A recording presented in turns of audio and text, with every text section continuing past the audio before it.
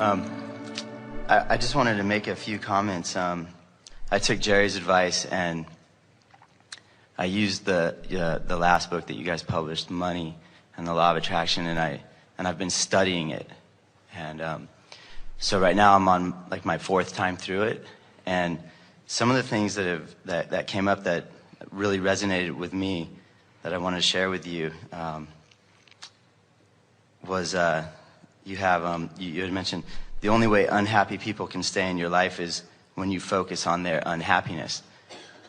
And it's been so obvious, you know, when you focus on their well-being, how well you feel. Yes.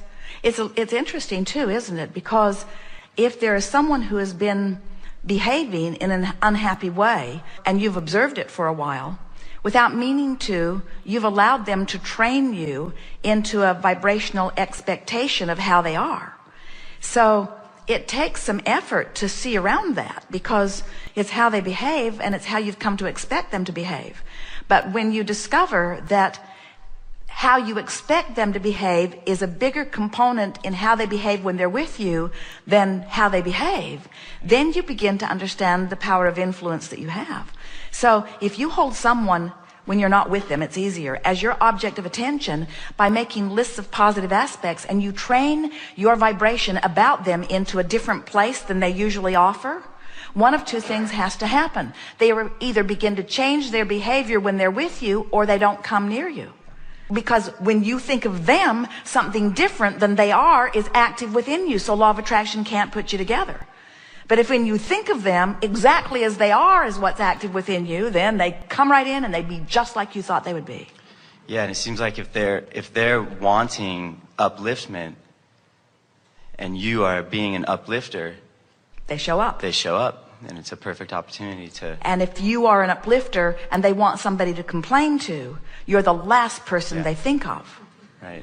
But then if they suck you out of your vortex and you go there for them, and you try to counsel them, and you activate within yourself the vibration of discord that they've got going on, then you're the first one they think of, and they call you often. The other part of the book that really resonated with me was, and I think it resonated with me because I've been acquiring such beautiful things in my life, and mostly for the joy of it. And other people look, and sometimes I have that vibration active in me, I suppose, as well. I feel sometimes, you know, the jealousy, or maybe, you know, the part where, well, if he's got all that, then I can't have, you know, my share. And so when I came across the material possession, even me, you know, as a material being on this planet, spirit has materialized, and spirit and physical have blended. And so the way I took that is that anything material is just spirit. It is. People worry about materialism. Right. They call you materialistic. Especially relative to a book about money and the law of attraction. They want to say, well, those people who are looking for money cannot be very spiritual. And we say, you are spirit expressing in physical form, and you've come here to manifest the vibration of source, and you can't separate one from the other.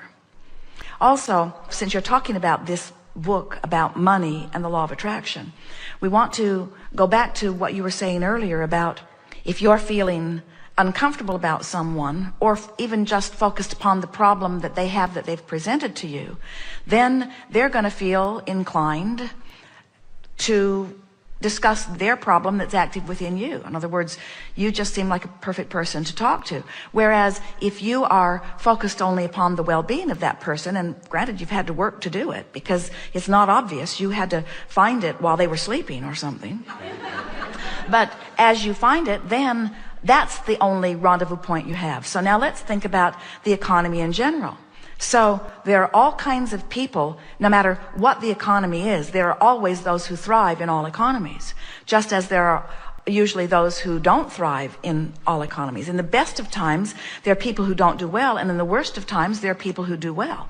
So now let's say that you have, through reading this book 4 times or just through the power of your own wanting, you've tuned yourself into appreciation for these beautiful things and appreciation for the way things flow to you. So now that's the vibration that you're offering. So which of those people that we just described are you more likely to rendezvous with?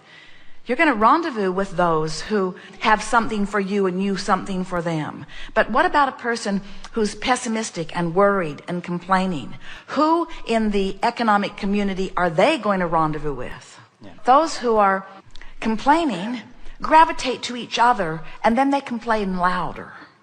But they don't get improvement. Even your government hears them complain and says, oh, we must soothe those complaints. But you can't throw enough money at that complaining crowd, because just like that spinning merry-go-round on the playground, it just throws them off in the bushes. In other words, you just can't give them enough because they're a vibrational mismatch to it, you see.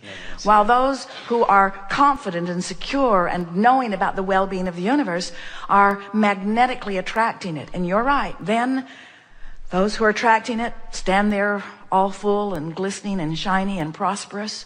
And those who are outside of the vortex, not attracting it, are annoyed by that. And they say there is injustice and we need to level the playing field. And we say there is no injustice. Law of attraction gives everyone exactly what they are offering vibrationally. Right, or they ask you, what is it? What, you look happy, you look joyful, you have nice things in your life. What is it that you're doing? And I really appreciate that, because that's someone who came and asked, because you try to tell someone something and without their asking, they don't get it. They're not going to receive that answer, even if it's the most beautiful, genius, glorious answer that there is. Well, and the answer that is the most accurate, and in its simplicity it is the most brilliant, is the more I appreciate, the more comes to me. Right. The more I make peace with where I am, and the more I appreciate whatever I give my attention to. But for most people, that sounds so simplistic. There just has to be more. Oh, you have a secret donor that you're not owning up to. I know that you've inherited your wealth and you're just pretending that it comes through your bliss. And then you could say, any story that works for you. In other words, as you argue for your limitations by messing with my story, you're just arguing for your limitations. I argue for my prosperity, you argue for your limitations. Oh, the other thing that came up was, it's fun to think on purpose. I really resonated with that, because I've been doing so much fun, joyful thinking and having such amazing results, just being happier, fully connecting with my joy. It is exhilarating to stand in a place where you know what you don't want, which causes you to consciously become aware of what you do want, and then to recognize that it's not easy to think about what you do want, because what you don't want is more active. And then to make a decision that you're going to make what you do want on this subject more active than what you don't want. It's what we've just been talking about personality traits in others. So then, through the power of your mind, you do some focus wheels, or you make some lists of positive aspects, but you deliberately think a better feeling thought until you've trained your vibration into a better feeling place. And then, now that part was fun in and of itself, we think, and you do.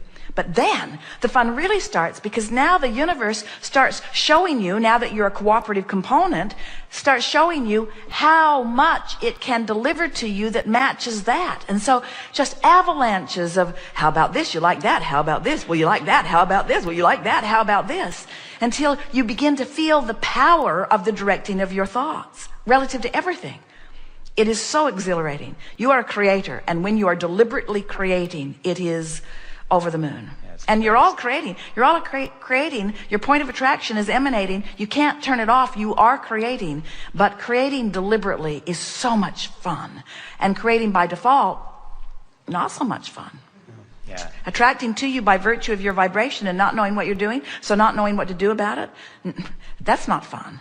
But delivering a thought on purpose and shoring it up with intentionality, and feeling it click into place until it's naturally how you feel and what you think, and then watching the universe respond to that active vibration within you, that is fun.